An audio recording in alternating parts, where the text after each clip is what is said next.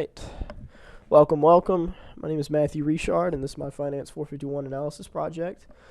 Apologize in advance if I take a cough break. I seem to have come down with the flu at the worst time. So, all right.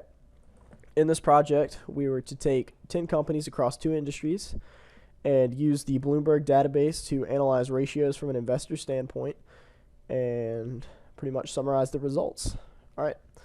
So the first industry that I analyzed was the oil and gas industry, and the 5 companies I chose were ExxonMobil, Chevron, ConocoPhillips, Hesco, and Marathon Oil. All right, the first company we're going to go over is ExxonMobil. Now, ExxonMobil's short-run liquidity, you can see a steady decline in all the ratios over the 5 years. It shows they're less inclined to pay off short-term debts with ease. They can't weather the storm as much. And as you can see, between the current and quick ratio, almost half of their current assets is held in inventories, which is not as liquid as some of the other current assets, such as cash. This particularly doesn't look good. Next, I looked at the long-run liquidity of ExxonMobil, and these are where the numbers start to get a little bit more dangerous. They have pretty much doubled their long-term and total debt over the past 5 years, and their timed interest earns has gone down tremendously. So they're taking in a lot more debt without having the means to pay it off. Now, the timed interest earn ratio isn't bad, but this steep of a decline with this much of an increase in debt does not particularly look good. Next, I went over the asset efficiency ratios, which are the inventory turnover and total asset turnover. And as you can see, both of these ratios are going down. This could be because of cutbacks. As we know, the oil and gas industry is kind of in a decline. They're laying off a lot of people. They're kind of reducing their spending, So that could be that. Nothing cause of too much alarm. All right, and then I looked at their profitability ratios. This pretty much, as you can see, is the ROE decomposition, the DuPont analysis, and the ROA. And as you can see, they're paying less in taxes as the years progress, but they're making less and less. You see the ROE goes down almost by 20 points, 60% it's down, and so is the ROA. This shows that the company is kind of struggling in this downturn for the oil and gas industry. There's not going to be as much value coming out of this stock as instead of like dividends. Dividends is probably going to be where investors want out of this. Then I looked at their market value ratios. As you can see, they have a high PE ratio, which means you're paying more for the same amount of earnings, and the earnings aren't particularly that good. As you can see, it's 60% down over 5 years as well. But as you can see, they're beefing up their enterprise value over EBIT, which is kind of them trying to prevent takeover. They don't want anybody to buy them out. This is a big business. They've been in it for a while. They probably got some agents that have been there for decades. So they're trying to keep their butts safe. All right. And then I looked at their EVA spread. They have a huge amount of cheap capital. Their weighted average cost of capital is not high at all. It's only 8%. It's a lot lower than a lot of other companies, but as you can see, they've had kind of a bad couple of years. Their EVA spread is down 6%. It hasn't been positive in the past like 2 to 3 years, and even when it was positive, it was very low, only about 5%. So this might be a problem. They're not holding on to a lot of debt in comparison to their market cap. That's probably why the weighted average cost of capital is pretty cheap, but I don't know, just it shows the decline basically. They haven't made a lot of profit when counting the weighted average cost of capital since 2008, really. All right. And the next company from the oil and gas industry is Chevron. And as you can see, this is a much more balanced short-run liquidity ratios. They're a lot more appealing than ExxonMobil's. They're only about a third to a fourth of their assets are in inventories, and they're holding on to enough cash to kind of sustain that storm if it comes. If something bad happens, they'll be able to take care of it in the short run. Then I looked at their long-run liquidity, and as you can see, they're taking on a large amount of long-term debt as well. And the reason that the time to interest earned ratio isn't here is because you'll see later in the ROE decomposition, they haven't paid interest in all 5 years. So I'm not sure why, but that's it. And, you know, the reason their short-term liquidity looks so good, it could be from this debt boosting their cash a little bit, boosting their current ratio funding. Next, I looked at their asset efficiency. They're a lower total asset turnover, but a higher inventory turnover than Exxon, which means they're holding on to more assets such as property or cash. But as you can see, both are declining. Inventory turnover by half and total asset turnover by 60%. This is the ROE decomp. As you can see, the interest burden is 100%. They haven't paid any interest in the past 5 years. But they are paying a lot in taxes, except for 2015, as you can see. But, sorry. They're also doing less with these assets, as you can see in the total asset turnover. And I think that's one of the main causes for the decline in the ROE and ROA. Because as you can see, the rest of it is staying pretty constant, except for that steep decline in operating margin in 2015. So if they boosted their total asset turnover, I think that it would look good to investors. Then I looked at their market value ratios. It's the same situation with ExxonMobil. They have a high price earnings ratio, a low EPS, and they have a lot less enterprise value. So almost half. Their potential for takeover is a lot higher. They got to be careful. Sorry. All right, and as you can see with the EVA, their weighted average cost of capital is a little bit more, but not too much. And they have less capital in general, but their EVA spread is almost 200% more negative than ExxonMobil's.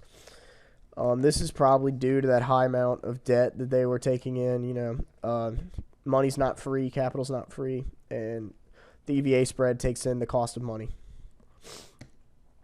All right, the next company I looked at was ConocoPhillips. And in the short run, they have a similar current ratio as ExxonMobil in all short runs, but they just have a little bit more cash instead of inventory. So they're kind of trying to get that balance like Chevron as well. As you can see, though, in their long-run liquidity, this is where the problems are starting to arise. High debt ratios coupled with that falling and even a negative time-to-interest earned ratio in the last year, 2015. This does not look good to anyone looking to invest in this company, whether it be a stockholder or a debtor alike. If you look at their profitability ratios, you know, debt magnifies losses. So maybe because they're taking in these high debts and even getting refunds on interest, but they're not making enough money. There's still negative ROA and ROE last year with a pretty steep decline, you know. 2014 really wasn't that bad. 2011 to 2014 wasn't that bad, but they took on a lot of debt in the last year and obviously were not as efficient as they wanted to be with it. So you can see that steep decline in the ROE and ROA. All right. And their market value ratios, they have, it's okay price earning ratios. You know, it's not too crazy with a little bit better relationship with their EPS. Yeah, 2015 was clearly a bad year. You know, market to book ratio dropped by about 7.5%. They didn't have any price earnings ratio because they didn't have any earnings. You know, and they got rid of 20% of their capital apparently. So, yeah, 2015 was clearly a bad year for this company, and that kind of looks risky to investors because investors are looking at the long run. They want constant returns over years, not something risky where, you know, you have a good year, you have a bad year. All right, and their EVA spread, they're really not a profitable company with the cost of capital considered. As you can see, pretty much from 2008 was the last time they had even economic value added. Since then, it's been super negative or around zero, as you can see, all the way into 2016. So this makes me think this is not a profitable company with the cost of capital considered. I don't know how long they can keep this up. As you can see, their long-term debt takes up a much larger percentage of their capital too. I think ExxonMobil's was like 10% or 8%, and Chevron's was something around there too. If you look at the long-term debt on this, it's 33% of the company. That's a problem. Long-term debt is more expensive, and they need to turn things around if they want to pay it off. The next company I looked at was the HESCO. In the short run, it shows an increase in comparison to the other three. They're holding and taking in a lot of cash, though. You see 2/3 of their current ratio is cash, and that might be a problem. You don't want to hold on to too much cash. You could be investing that cash or making money off that money. And if you look at their long-run liquidity, they have pretty even debt numbers over the years, coupled with an increase in the short-term numbers is kind of surprising compared to the other companies. However, they did have a negative timed interest earnings ratio last year. But as you can see, all companies in this industry have struggled last year, so I'm not going to dock them too much for that. They're obviously able to prevent themselves from taking in that much long-term debt just to hold their numbers. You know what I mean? They're keeping it pretty even over the years. If you look at their asset efficiency, this is disappointing. It's falling a lot. It's going to reflect in the ROA and ROE. Definitely, you see 1.03 total asset turnover in 2011, all the way down to a 0.18 in 2015. When it comes to the DuPont analysis and calculating ROE, that's obviously going to have a huge difference, and an ROA. They definitely want to be more efficient with their assets. All right, if you look at the DuPont analysis, they have pretty low tax and interest payments. They actually got a refund in 2015 on interest. But as you can see, there's a huge operating margin decrease in 2015. It's almost negative 300%. It's crazy loss, and that's a huge red flag. They obviously did something wrong. They were doing good, up to 2013. They were growing pretty quickly. In 2014 and 2015, I'm not sure what happened, but they seem to have messed up on the operating margin. And it's reflecting in the ROA and ROE, which ROE is possibly one of the most important things to investors. If you look at their market value, you can see once again 2015 was just an awful year for these companies. Market to book fell under 1 in 2014 and 2015. The price earnings was on a steady increase, and then it just pretty much fell off the border. There was no earnings in 2015. And they're losing capital in 2014 and 2015 too. So that's more of a threat of a potential takeover as well. As you can see, though, their EVA spread is possibly one of the worst. They've been just about negative 22 pretty much since 2007, and that's a huge problem. You can see they have a little bit of short-term debt and long-term debt problem. It makes up about 30% of their capital. In comparison, the only company that is even around that is ConocoPhillips so far. And as you can see, their weighted average cost of capital is actually more expensive than ConocoPhillips. So they're making poor investments, not considering the cost of money. All right, and the last company in this industry is Marathon Oil. And the short-run ratios for Marathon Oil actually are much like HESCO, taking on a lot of cash over the 5 years. Those are the only two with really increasing short-run liquidities. As you can see, their long-run liquidities steadily increasing, taking in a lot of long-term debt and total debt, just like all the other companies. Their debt to equity ratio is pretty high. You know, there's 40 times as much total debt as there is equity.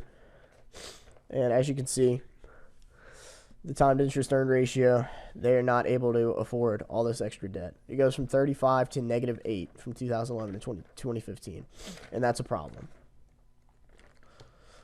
All right, if you look at their asset efficiency, they have a steady inventory turnover. You know, they increased it and they kept it around 15 over the years. But when it comes to the total asset turnover, it's still really low. That's going to reflect on the ROE and ROA. They might be holding a lot in cash. You know, they want to make money off that money. All right. Then you look at the profitability ratios with the DuPont analysis. As you can see, they're paying a whole lot in interest. This is probably the lowest interest burdens I've ever seen. And with that low time to interest earned ratio, I don't know how they're doing it. They're having to take out loans to pay off this debt, I guess, which is always a problem. You see a steep decline in operating margin in 2015. That's also a red flag. And you also see ROE negative 2 years. You know, this company started struggling before the other ones, which makes you wonder if this company's management is really on deck. You know, I can understand if the whole industry struggles for 2015, but this company's been struggling since 2011, really, with ROA. They had negative ROE in 2014 as well. That's a problem.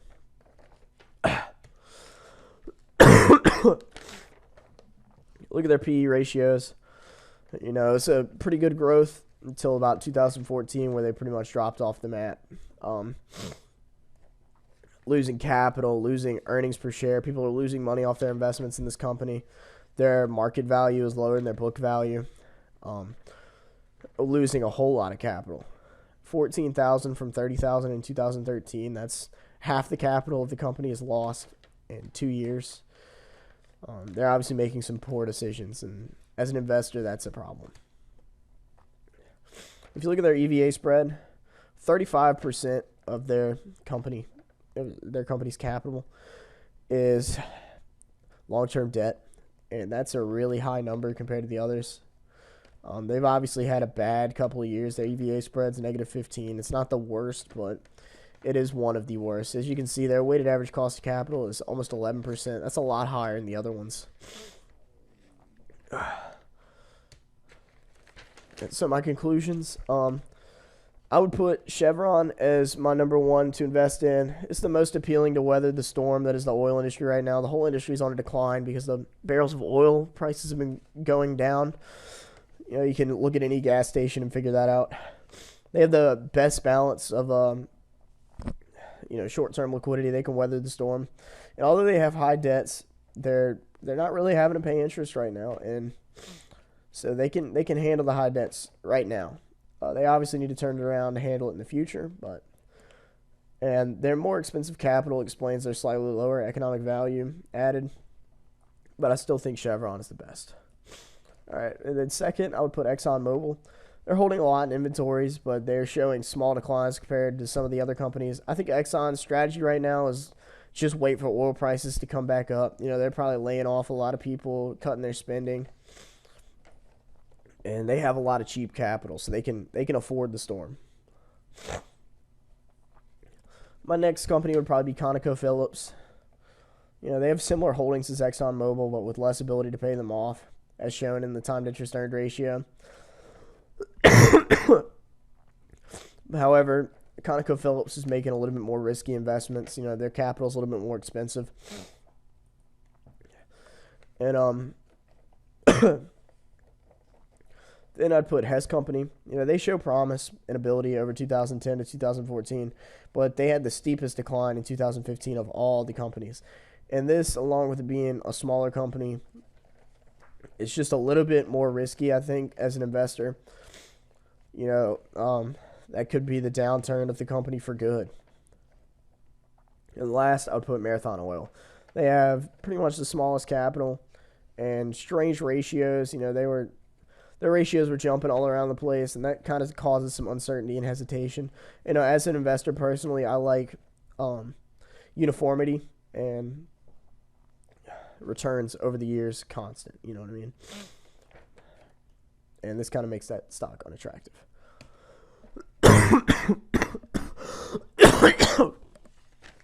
Excuse me. All right, my next industry was the naval transportation and tourism industry with a focus on the tourism. I had three cruise liners. And my 5 companies for this industry were Carnival, Royal Caribbean, Norwegian Cruise Line, Steiner Leisure, and Kirby Company. As you can see, their current ratios are kind of weak, but they are getting better over the years. They're holding all current assets that aren't inventory in cash or cash equivalents. That's why the quick ratio and the cash ratio is the same, which means they're very liquid, but very small amount compared to the liabilities. It's still only they're still only holding 0.4%, not 0.4%, 40% of their current assets can cover their current liabilities. If you look at their long run liquidity, they're keeping debt in check over the years while still raising timed interest earns ratio, and that's a really good sign. The company is growing, and while keeping debt in check, they're able to afford the debt and then some, and that's really good news for investors. That means the value is going up. More comes back to the investor. If you look at their asset efficiency, pretty much even across the board here. Very, very slight decline, if any. They have a super high inventory turnover, but a low total asset turnover. This is probably due to that high cash holdings they had. The company is staying steady profitable, as you can see right here, over the years. The ROE drops a little bit, but they're still keeping it positive, unlike the oil and gas industry. It's really not that much of a drop. And as you can see, the tax and interest burden, they're paying a little bit more over the years. That could be cause for the ROE drop. I don't think they're necessarily losing money. As you can see,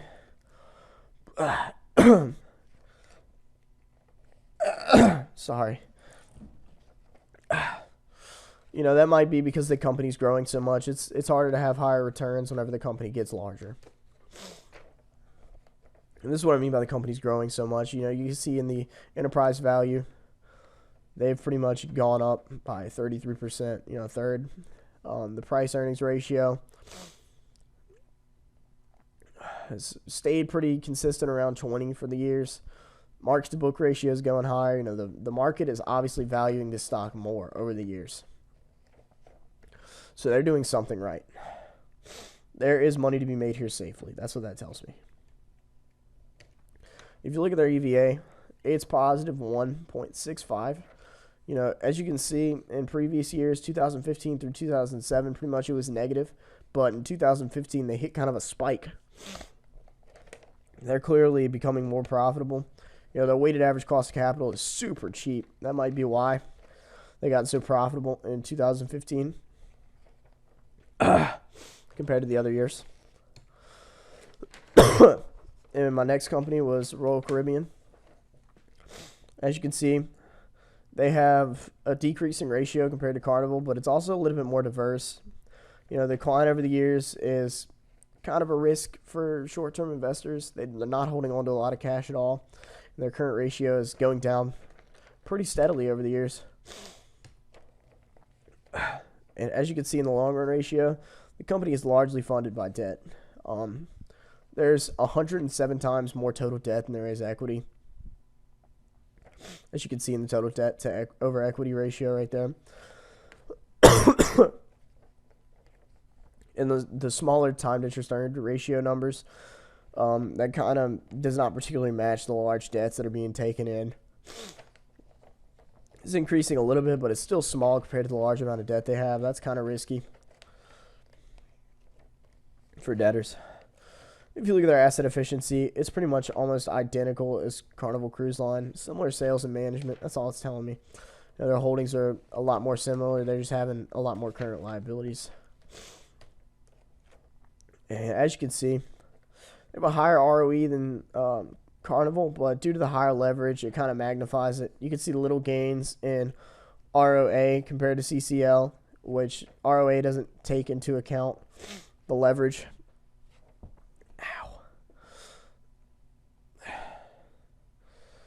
And that's why the ROE is probably a little bit higher than Carnival's.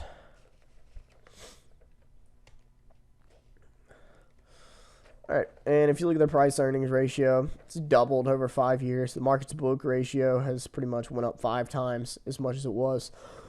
And they're steadily increasing the EPS and the the enterprise value has gone up double pretty much. They've doubled the size of their company in 5 years. That's crazy. That's awesome. The market is obviously valuing this company a lot.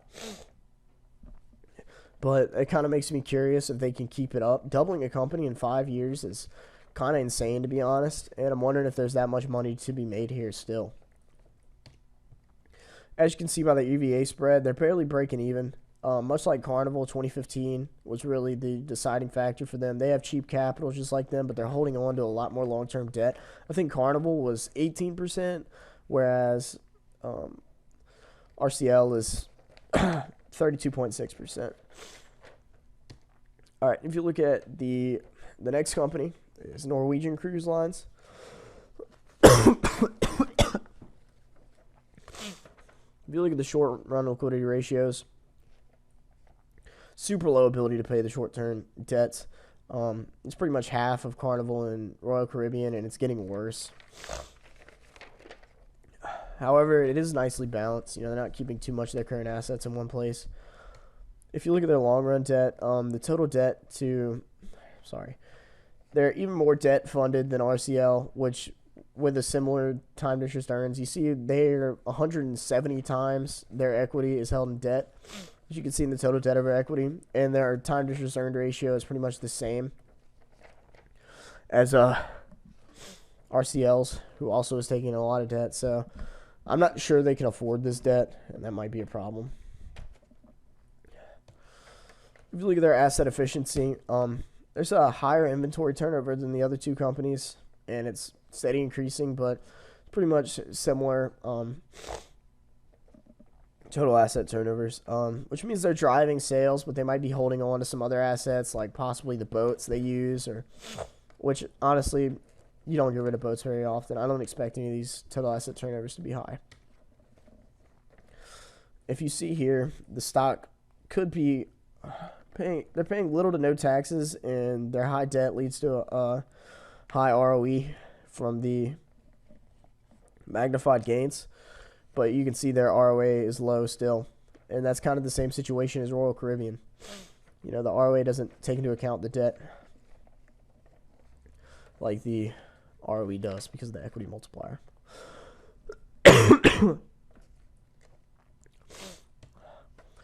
If you look at their market value ratios, they could be overpriced or at least highly priced to market. You see they have a really high price earnings ratio and market to book ratio with kind of meager EPS. The EPS isn't crazy for how much you had to pay for earnings on this stock.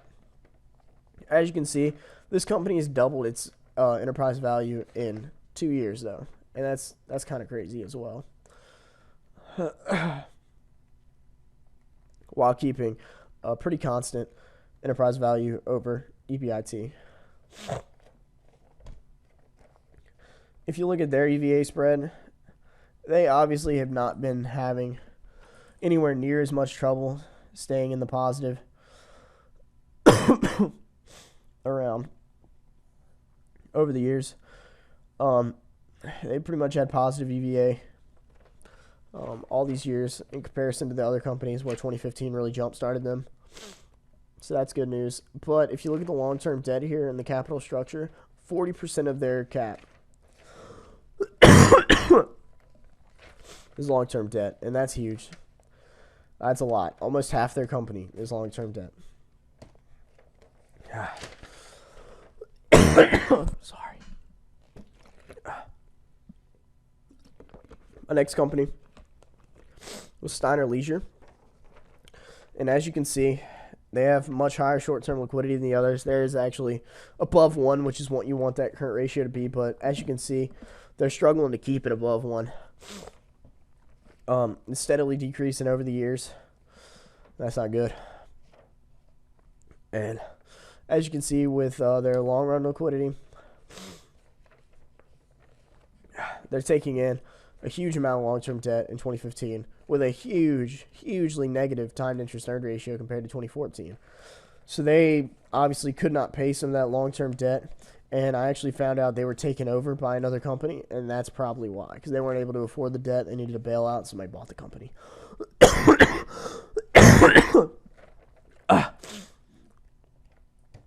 As you can look at their asset efficiency, pretty solid total asset turnover compared to the others. It's the only one I've seen above 1. Their inventory turnover is a lot lower, though. So they're doing something, maybe different management styles.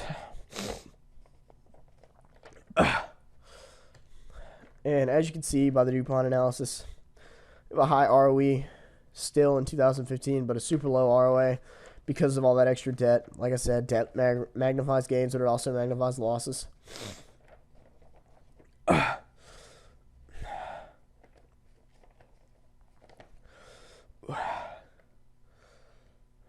So you can't be fooled by that.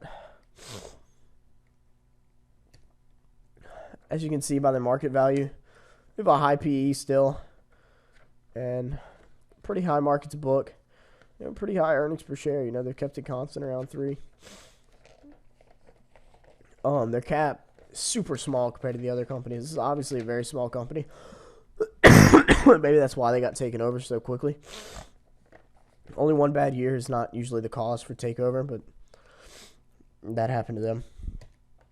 As you can see on their EVA spread, steady declines over the year. Their spread is negative 77%. That's the lowest ever out of all these companies.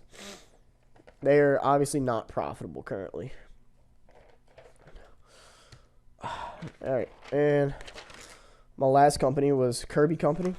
And they have a super high and increasing short-term liquidity with high amounts held in inventories and low cash. So they're not as liquid when it comes to cash and stuff that can be sold easily to pay off those short-term debts, but they have a lot more current assets than current liabilities, and that is not the case for the other 4 companies. As you can see, their total debt and long-term debt it's kind of been steadily decreasing over the years. They're not taking in less debt, but their time interest earn ratio is actually going up. That makes sense. They're paying less in interest with less debt.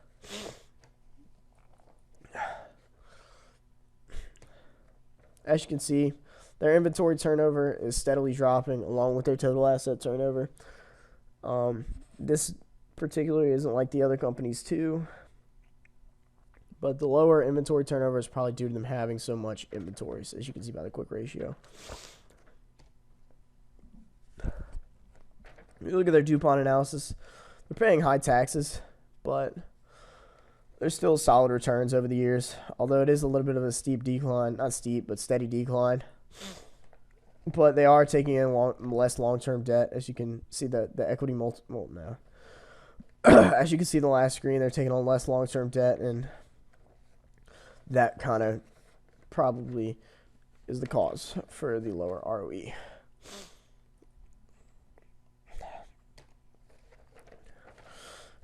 As you can see in their market value, the price earnings ratio, market book, and EPS shows that the market is kind of becoming less and less interested. In 2011, people were excited about this company, but they've been steady declining over the years.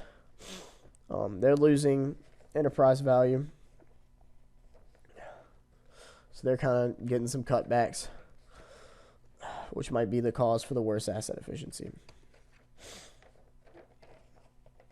If you look at their EVA spread, it's the highest of all the 3 companies.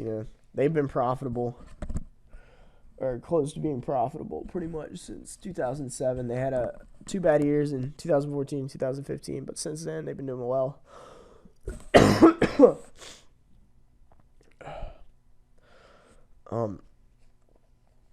Obviously, the most profitable when the cost of money is considered. When it comes to my conclusion, I'd probably rank Carnival first. They show that they can handle the debts and investments with their liquidity ratios and also their consistent growth and profits over the years. From an investor's standpoint, that's good news. They're going to grow and they're going to keep growing. They haven't shown otherwise. Next, I'd probably choose Royal Caribbean. They're only a step behind CCL, but there's probably due to small changes in management. I don't think they're that different. They have a little bit different asset and capital allocation, which is the management's fault. and that leads to a little bit less profits. Carnival's a little bit more efficient. Next, I'd probably rank Kirby Co. Yeah, they have high debt holdings with a little bit of coverage, but they also have high inventory holdings. But they make steady profit yearly. The market's becoming a little bit less interested, which means now might be a good time to buy if they keep it up while it's cheap. And then fourth, I'd probably put Norwegian Cruise Lines. They have high debt holdings with little coverage, and that causes a lot of nervousness to me as an investor. Potentially lose your whole investment. And also their market value suggests that it could be overpriced.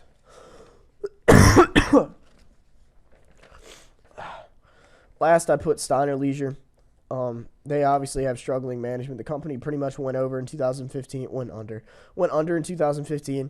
and they were bought out. So hopefully there's better things to come with this new management. And my favorite company out of both industries, oil and gas and the cruise liners, would probably be Carnival. They show the most potential from an investor standpoint. They're not too risky with their investments. They don't have crazy high debt holdings. They're keeping it in check, but they're still growing incredibly fast. They doubled their growth over the past 5 years. EPS has stayed nice and constant even with that double growth. It's just the best company out of them all. My concluding thoughts. This project was actually very interesting to me. I didn't have a lot of experience in Bloomberg, but I'm glad that Dr. Croissant assigned this. It kind of gives us some real-world experience when it comes to data analysis, finding the ratios ourselves instead of being handed a worksheet, looking at the ratios ourselves. This was done 100% by me. It just gives you some good experience that you probably couldn't find at a lot of other programs. So, yeah, I enjoyed this project a lot. And thanks for